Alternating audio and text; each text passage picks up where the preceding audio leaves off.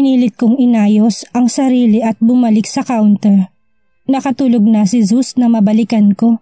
Dahil malaki itong tao, ay kinailangan ko pang magtawag ng mga waiter para maalalayan ito pasakay sa sasakyan. Nahanap ko naman agad ang susi na nasa suot niyang pantalon. Salamat. Turan ko sa mga tumulong bago sumunod na pumasok sa driver's seat. Bahagya akong sinulyapan si Zeus. Mukhang malala ang tama ng alak nito dahil tulog na. Kagabi lang ay uminom din ito at nasugatan pa. Tapos ngayon, lasing na naman. May problema ba to? Parang kidlat na nanumbalik sa isipan ko ang mga sinasabi niya kanina. Nakasalanan ko raw dahil hindi niya matuloy-tuloy ang plano. What was that mean? Tungkol ba ito sa annulment? Kasi ganun din ang sinabi niya noong nakaraang gabi na lasing siya. That I made him hard for him to continue the annulment. Yun bang rason kung bakit siya lagi naglalasing? May kung anong nabuhay na saya at pag-asa sa puso ko. Kung totoo nga ang sinabi na dahilan ng haliparot kung bakit ako pinatira sa kondo ni Zeus, ay baka wala itong maapuhap na mali sa akin kaya nagdadalawang isip na. Does he saw my worth now? Nakita niya na bang may kabutihan din sa akin despite sa pangit kong nakaraan? Kaya siya nagdadalawang isip ngayon? Masaya ko na pangiti bago dahan-dahang binuhay ang makina. Hindi ko mapigilang mapasulyap sa gawin niya to check on him. Napakagwapo niya pa rin. Hindi man lang nabawasan ni 1% kahit lasing. Oh shit, I heard him cursed habang binabaybay namin ang kahabaan ng kalsada. Nakapikit naman ito ngunit nagmumura habang tulog kaya napailing ako. Kaso bigla ko narinig na parang naduduwal ito. Kaya mabilisan kong inihinto ang sasakyan sa gilid ng kalsada sa may bakanting lote. Dali-dali akong bumaba para buksan ang pintuan sa banda niya. Oh shit! He cursed once again at tamang-tama ang mga timing ko dahil napasuka agad ito na makalabas. Hinalalayan ko pa siya. Marahang hinahaplos ang likuran niya hanggang sa matapos siya at guminhawa ang pakiramdam. What the heck? Habol ang hiningang sabi niya. Marahan ko siyang isinandal sa upuan pagkatapos. I am gently massaging his temple. Pwede namang uminom, basta yung kaya lang. Mahinahong sabit ko. Just a piece of advice. Kahit asawa niya na ako sa papel, wala akong karapatang mangialam sa mga gusto niyang gawin sa buhay. Maliban na lang kung tungkol ito sa babae. Ibang usapan na yun. Rinig ko pa ang malalim niyang paghinga. Maya-maya lang ang hinawakan nitong kamay kong humihilot sa sentido niya. He opened his eyes at dahil sa sobrang lapit namin ay nagkatitigan kami. Dahilan para matigilan ako sa ginagawa. I'm fine now. Thanks. Ani ang medyo nagalangan pang magpasalamat. Ngunit masaya akong marinig ang katagang ito mula sa kanya. Bihira niya itong sabihin, lalo na't kung para sa akin. Tumango na lang ako bago bumalik sa driver's seat. Muli ko siyang sinulyapan. Nakasandal na ang ulo nito sa upuan ng sasakyan. Mukhang guminhawa na marahil ang pakiramdam dahil naisukan na ang nainom na alak. Just take me to Hayati Hotel. I'll stay there. Nakapag-book na ako doon kanina. Biglang sabi niya habang ang mga matay nakatutok sa kalsada. Tuwid na rin siyang magsalita, unlike kanina. Nakaramdam ako bigla ng kirot sa puso. Nag-book siya ng hotel? Hayati Hotel? Isang 5-star hotel yun.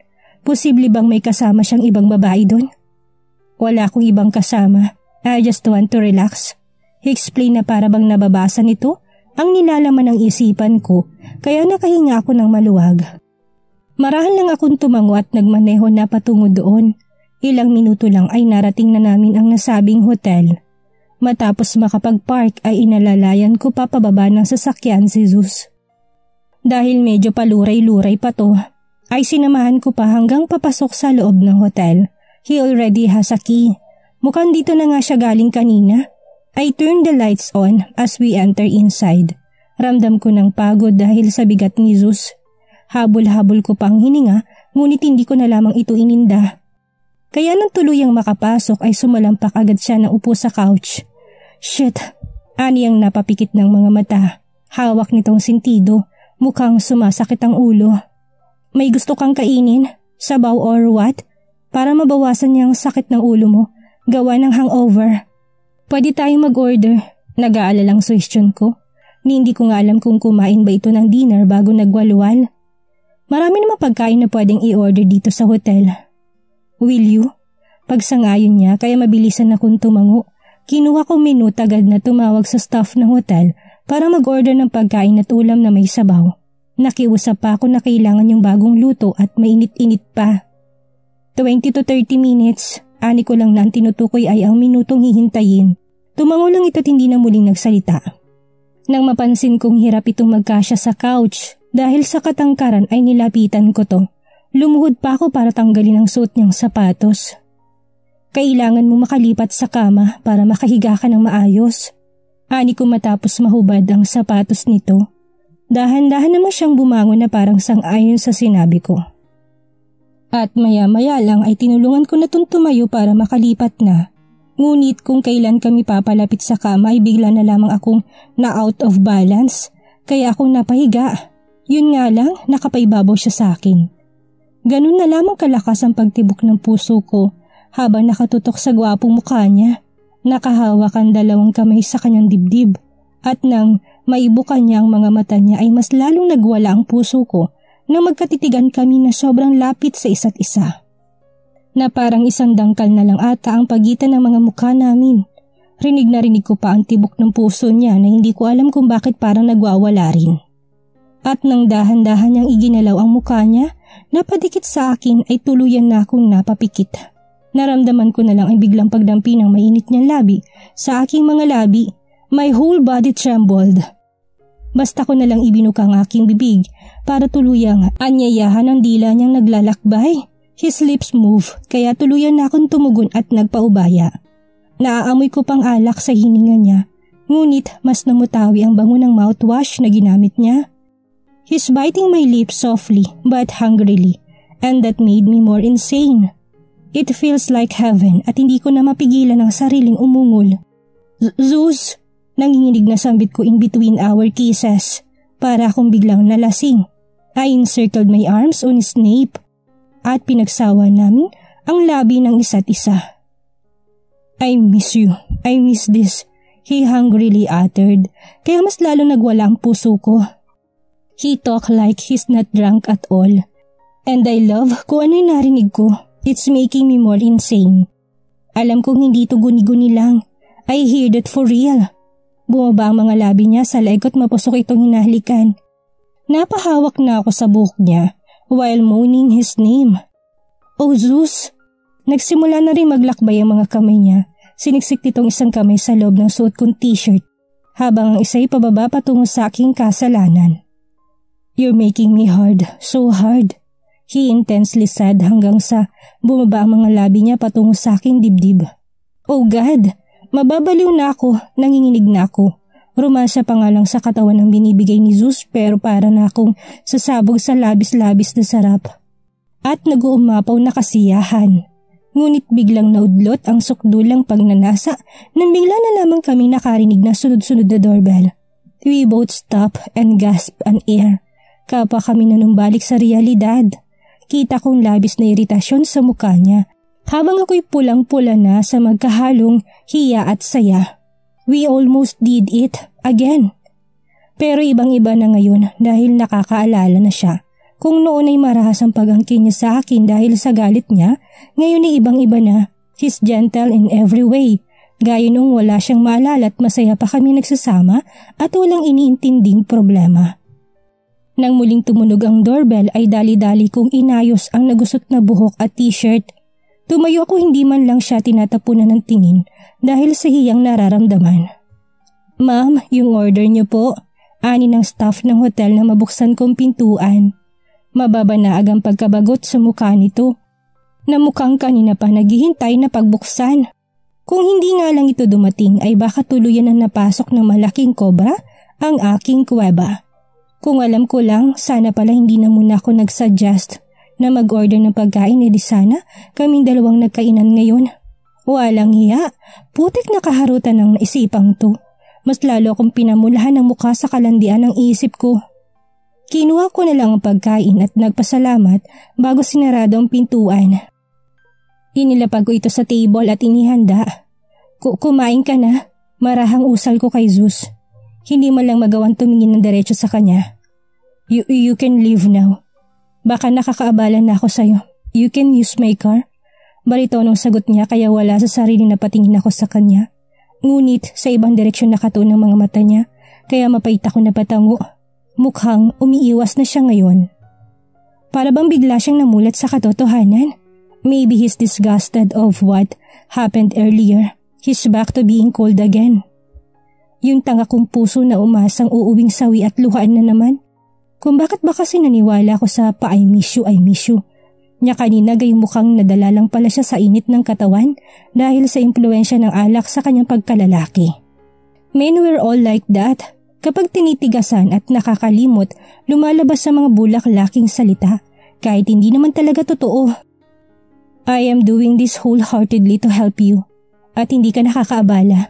Kahit kailan, hindi ka abala sa akin. But yeah, I guess, I better leave now. That's what you want. Buong loob na sagot ko. Kinuha ko ng dalang pouch. You can use my car. No, hindi na. Marami naman taxing na sasakyan. I'll go now. Tugon ko at nagmamadaling lumabas ng kwarto niya. Gusto kong maiyak sa katangahan ko. I am really crazy.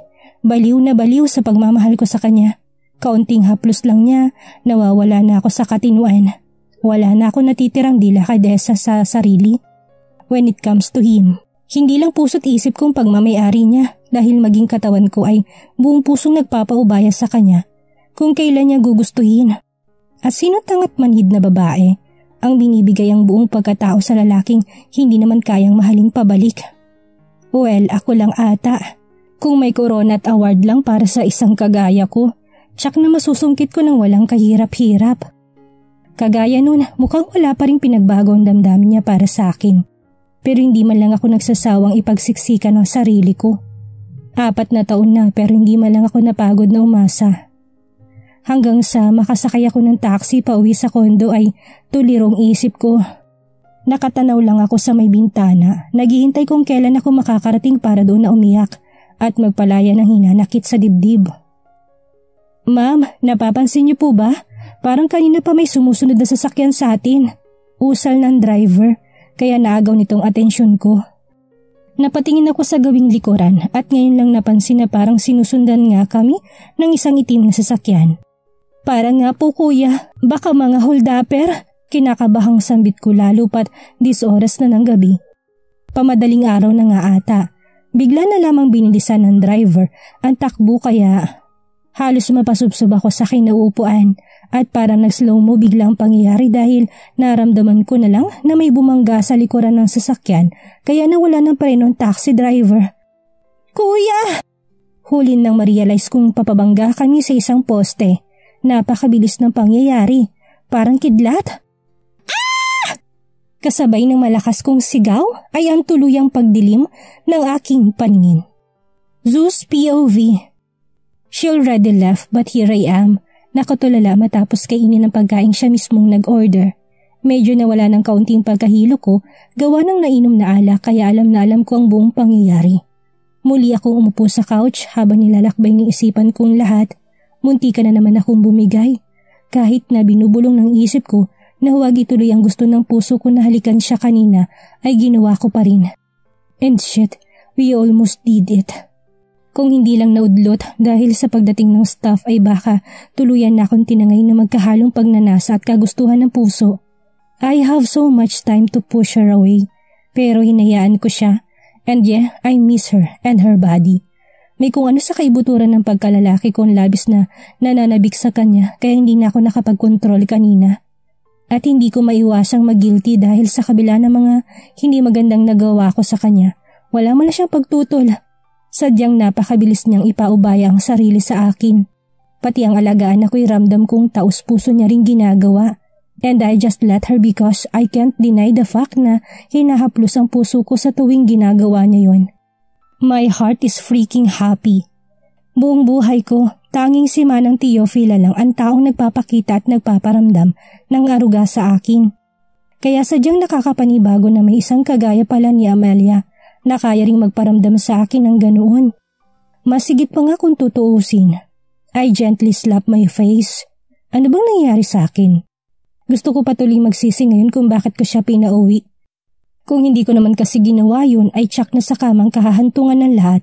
Kahit nakakabitin, mas maigi na rin na hindi natuloy. Lalo pat gumugulo pa rin sa utak kong annulment. Sa mga pinapakita at pinaparamdam niya, mas lalo na dadagdagan ang dahilan ko na wag na muna talagang ituloy.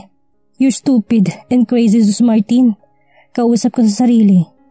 Maya-maya lang ay napagpasyahan kong humilata na sa kama para makatulog na sana. Sa kabila ng magulong isipan, akmang ipipikit ko pa lang sana mga mata ko nang tumunog ang aking cellphone. Takang tininan ko kung sinong caller gayong 10 oras na ng gabi. It's Manang Teofila. Puno na pagtataka ko tong sinagot sa kung anong sadya nito sa ganitong oras. Manang. Diyos ko, senyorito. Unang bigkas ko pa lang sa pangalan nito, rinig ko na agad ang pagpapanik ng boses nito. Manang, what's wrong? Sumibo lang kakaibang kaba sa dibdib ko dahil bigla na lamang ito napahikbi. Si Amelia, na-aksidente! Agad ako napabalikwas ng bangon sa sinabi nito para natanggal lahat ng espiritu ng alak sa katawan ko dahil sa narinig. May tumawag sa akin nagpakilalang pulis. Binanggaraw ang sinasakyan niyang taxi. Walang malis si Amelia nang dalhin nila sa ospital. Garalgal ang boses na paliwanag nito. Shit, sa ospital daw ba? Pupunta na ako. Putol ko sa sasabihin at agad na nagsuot ng sapatos. Kung hindi ako nagpalit ng number ay tsaka kung unang makakatanggap ng tawag tungkol sa nangyari sa kanya. Shit, ako tong asawa na nasa malapit pero si Manang Teofila pang nagbalita sa akin. Puta. Nang matanggap ko mensahe ni Manang tungkol sa lokasyon ng ospital, ay wala na akong sinayang pa na segundo. Nagmamadali akong lumabas ng hotel at nagmaneho patungo doon. Kay bigat ng dibdib ko, para nitong sasabog sa kaba at pag-aalala. Kung may nangyaring masama kay Amelia ay hindi ko mapapatawad ang sarili ko. It's my fault dahil pinauwi ko pa siya o hindi kaya'y dapat pinilit ko siyang gamitin ang sasakyan ko. Ngayon sising-sising na ako. Galit na galit ako sa sarili ko. Napakatuli ng takbo ko. Halos paliparin ko ng sasakyan sa kagustuhang makarating na kaagad. At sa loob lang ng ilang minuto ay narating ko na rin sa wakas. Mrs. Amelia Monticello. Natatarantang turan ko sa nurse station. Nagmamadaling mahanap ang kwarto niya.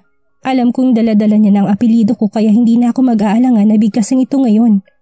Pansin ko pang bahagyang pangiti ng babaeng nurse habang nakatitig sa aking muka na parang kinikilig.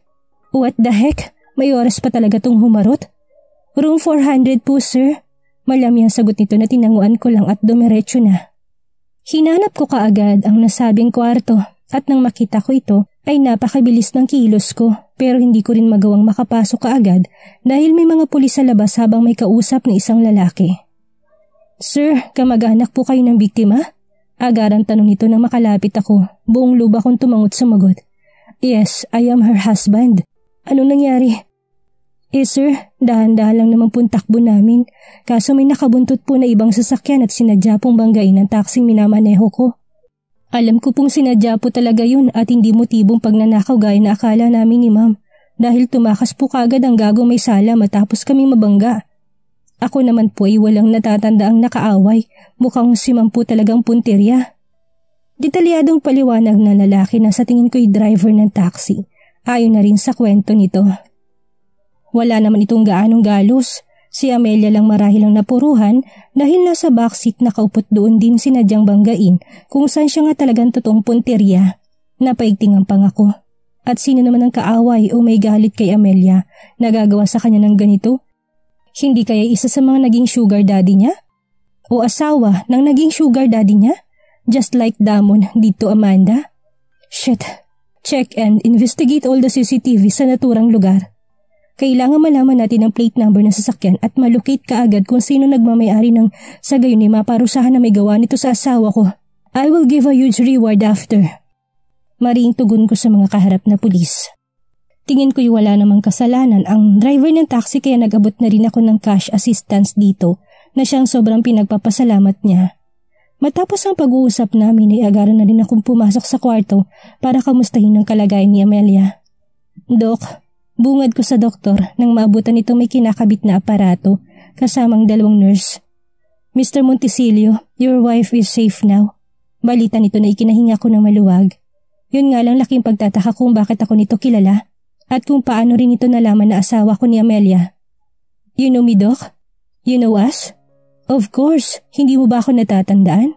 I'm Dr. Maniebo. I'm a personal doctor nung nagpapagaling ka pa lang. Tuwid na sagot nito na ikinatango ko ng marahan. Kaya pala he looks familiar. Yun nga lang, wala akong maalala na nagkakilala na kami. Maaaring marami pa akong nakalimutan. Anyway, about the patient, as per test results ay wala naman ako nakitang damage or any fracture sa ulo. At katawan niya, which is good. Baka bukas ay magigising na rin siya. But we'll do a follow-up test and x-rays for 100% assurance. Paliwanag pa nito na tuluyan ko ng ikinahinga ng maluwag. Maya-maya lang ay nagpaalam na rin ng mga ito, kaya kami na lamang nang tulog na si Amelia ang naiwanan. Upo ako sa upuang nasa gilid ng hospital bed niya habang hindi inaalis sa mga mata sa maamo niya mukha. She's still hot and gorgeous even when she's sleeping. Bulag ang lalaking hindi mapapalingon sa kagandahan niyang taglay. Kagandahan na hindi ko magawang purihin o pansinin noon dahil mas pinili ko mag-focus sa damdamin ko para sa kakambal nitong si Amanda. Magkamukha man silang dalawa but Amanda is just plain and simple at yun ang nagustuhan ko. Sa kilos, pananamit at pag-uugali magkalayong dalawa. But right now, I started to appreciate her not only the way she took care of me but also on how gorgeous she is. Tunay ngang maganda si Amelia lalo na sa ganitong simple at maamong mukha na payapang natutulog. Mukhang kaibait at hindi marunong gumawa ng anumang kasalanan. Pasimple akong humalik sa noon niya sabay haplos ng marahan sa kanyang pisngi. Please wake up kapag nagising ka. Sisikapin kong ayusin ang kung anumang meron tayo. Buong pusong sambit ko't hindi mapigilan ang panunubig ng mga mata. What proof do I need? Alam ko na naman lahat ng negativities and bad past experience niya. Wala naman sigurong masama kung bibigyan ko ng pagkakataon ang pagsasama namin. Yung bibigyan ko rin siya ng pagkakataon na makapasok sa buhay ko. I gently caress her hands habang marahang inihiga ang ulo sa gilid ng kama. I'll sleep here. I'll stay hanggang sa tuluyan siyang magising. Amelia's POV. Puno ng hinagpis akong umiiyak habang nakatanaw sa pamilya ko nagkakasiyahan. Amanda and Mommy Anita are so happy. They are partying and enjoying without me, kaya parang tinutusok ang puso ko ng ilang libong karayom. Karga-karga ni Damo ng anak nilang si Nathaniel bago ito umupo sa tabi ni Amanda, and the two are so sweet. Nagkaayos na palang dalawa, kailan pa? Mom, tawag ko kay Mommy, kaya naagaw kong atensyon nilang lahat. Tumayo si Amanda at peking nakangisi habang papalapit sa akin, while Mom was just ignoring my presence. Amelia, hindi ka na dapat nandito. Masaya ka naman pinili si Zeus, hindi ba? Bakit ka pa umuwi? Matagal ka naming kinalimutan. Hindi ka na parte ng pamilya ngayon. Pinili mo magpakalugmok at magpakatanga sa pag-ibig kaya magdusa ka. Umalis ka na, Amelia. Wala kong anak na suwail at walang kwentang kagaya mo. Rinig kong sigaw ni Mommy para pagtabuyan ako. Napanganga ako at natuod. Tinulak ako ni Amanda kaya napunta ako sa isang madilim na sulok. Ngayon nag-iisa akong humihikbi. Bigla na lamang umilaw at doon natagpuan ko si Zeus. Sinasayawan ito ng maraming babae habang hinuhubaran. Biglang kumandong sa kanya ang higad na si Celine. Zeus is mine! Only mine! Aagawin ko siya sa'yo! Sigaw nito habang tumatawa ng malakas na parang bruha. No, wag! Utang na loob! Humahagulhol na sambit ko. Tumayo ako't patakbong lumapit sa kanila, ngunit hindi ko sila naabutan. Sa tuwing humahakbang ako papalapit ay para silang nililipad ng hangin papalayo sa akin. Lumingon si Zeus sa gawi ko at nalilisik ang mga mata sa galit. Kinamumuhian kita. Isa kang sinungaling. Sana hindi ka na nabuhay. Sana natuluyan ka na lang. At parang bulang biglang naglaho ang imahe nilang lahat. Ah! Puno ng sakit at paghihinagpis ang puso ko. Habang humahagulhol ng iyak, I am alone all by myself. Walang totoong nagmamahal sa akin. Pati pamilya ko'y kinalimutan na ako tinakwil. At ang lalaking lubos kong minamahal ay kinamumuhian ako ng labis. Kay dilim ng kapaligiran, wala akong makitang liwanag. Ni hindi ako makagalaw para akong isang bilanggo. Basta na lamang may humawak sa balikat ko dahilan para ako'y mapamulat. Panaginip lang pala. Isang napakasamang panaginip na kung hindi ako nagising ay tsak na babangungutin ako. Napakalakas ng kabog ng dibdib ko. Pigil ang hininga habang inaaninag ang kabuuan ng kwarto kung saan ako nakahiga. Napansin ko rin ang swero na nakakabit sa akin kaya napagtanto kong nasa kwarto ko ng isang ospital. Parang kidlat na nanumbalik sa isipan ko aksidenteng nangyari. Salamat sa may kapal at nakaligtas ako ng gabing yun. Dahan-dahan sana akong babangon nang maramdaman ng pagkilos na isang kamay kaya nasagi nitong aking tagiliran. Agad akong sumulyap sa gawing yon at ganun na lamang ang paglukso ng puso ko ng masilayan ang lalaking kay tagal ko nang minamahal. Inihilig nitong ulo sa kama habang natutulog na parang binabantayan ako kahit mukhang hirap itong posisyon na nakaupo. Anong ginagawa niya dito? Pumunta ba siya rito para bantayan ako? Dahil parang yun ang nararamdaman ko. Naluluhang mga mata ko sa kasiyahan habang hindi mapigilang haplusin ang mukha nito dahilan para magmulat to ng mga mata. Amelia, you're awake now. Tura nito na kinusot-kusot pang mga mata na parang hindi makapaniwala. I happily smiled habang marahan tumango. Shit, thanks. Tatawagin ko lang ang doktor. Hindi magkanda o gagang sambit nito at mabilis ang lumabas ng kwarto. Hindi pa rin ako makapaniwalang nandito nga siya para sa akin. And his reaction is priceless. Hindi ko inaasahang makita siyang ganun kasaya na makita kong gising na at mukhang maayos. Maya-maya lang isabay na silang pumasok ng doktor kasamang isang nurse. And I'm glad that it's Dr. Maniebo dahil isa ito sa pinakamagaling na doktor sa buong Kamaynilaan. Hindi na ako magtataka na sa pribadong ospital na ito, ako dinala na kung sino mang nagdala sa akin dito dahil itong pinakamalapit. I'm so glad that you're awake now. Kamusta ang pakiramdam mo? Bungad ni Dr. Maniebo. Medyo makirot lang po ang ulo ko, Doc, but aside from that, wala naman po ibang masakit sa akin. Salaysay ko. Good, but we still need further test and x-rays to assure na wala nang ibang damage o fracture sa buong katawan mo, kaya hindi ka pa muna makakalabas ng ospital kaagad. I need to observe you for 2 to 3 days or more. It depends. Paliwanag nito. Si Zeus naman ay tahimik lang din na nakikinig. Tumango lang ako tipid ng ngumiti. Walang problema, Doc. Naunawaan ko po. Ani ko. Kung si Zeus lang din naman ang magbabantay sa akin dito, ay kahit siguro isang buong taon ay papayag akong dito na mamamalagi. Walang hiyang kaharutan ng isip talaga to. Sa tingin ko naman hindi ka maboboard at tsak na mas mapapadali ang pagaling mo dahil inaalagaan ka ng mister mo. Makahulog ang tugon ni Dr. Maniebo kaya pinamulahan ako ng mukha. Naisip din pala nitong laman ng isipan ko. Alam din naman kasi nitong pinagdaanan ko kay Zeus. Maging ang lihim na napagkasunduan naming dalawa. May mga tagubili lang ito sa akin tungkol sa mga gamot na inumin bago nagpaalam. Ngayon naiwanan na kaming dalawa ni Zeus. May gusto ka bang kainin? Magpapadeliver ako. Bukas dito sa usapan matapos tingnan ng oras sa suot na wristwatch. Kahit ano na lang siguro, sagot ko. I am not craving for any food. Parang akong walang ganang kumain. But just because he asked kaya ayaw ko siyang ma-disappoint. Humakbang ito papalapit at muling umupo sa stool na siyang inupuan at tinulugan niya. Anything basta healthy. Anito bago kinuha ang cellphone niya. Tahimik lang ako habang may tiniti pa siya. Mukhang nag-order nga ng via online. Magutos na lang rin ako ng bibili ng mga preskong prutas. I can't leave you here. Sambit pa niya kaya mas lalong nagbunyi ang puso ko. Goodness? Why is he sounded so concerned? At alam kong hindi ako nananaginip ngayon. Ayaw niya raw akong iwan dito mag-isa? Oh shit. Salamat. Marahan ngunit buong pusong turan ko kaya napatingin siya sa akin.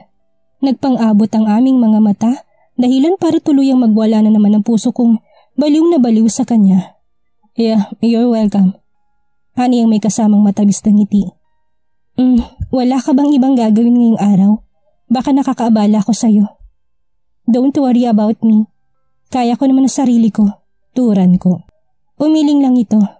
Wala at kung meron man handa akong i-cancel. Mas mahalaga sa akin ang gumaling ka na. Sagot niya kaya napaawang ako at tuluyang natameme. Makakapagsalita pa ba ako? Gayong parang na akong mabibingi sa pagdagungdong ng puso ko. I heard it very clearly.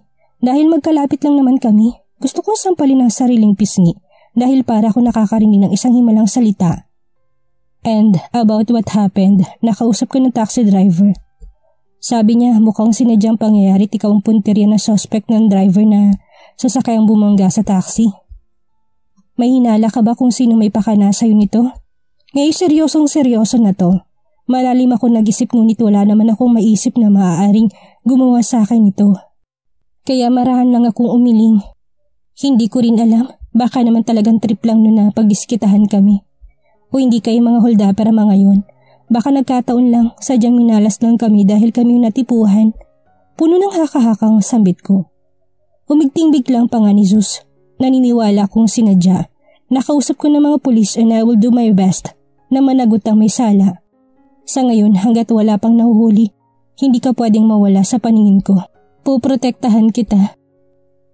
Sino kaya ang salarin sa nangyaring aksidente kay Amelia? Sa ipinapakitang pag-aalala kay Amelia, umiibig na kaya si Zeus sa asawa? Iyan ang ating aalamin sa susunod nating kabanata.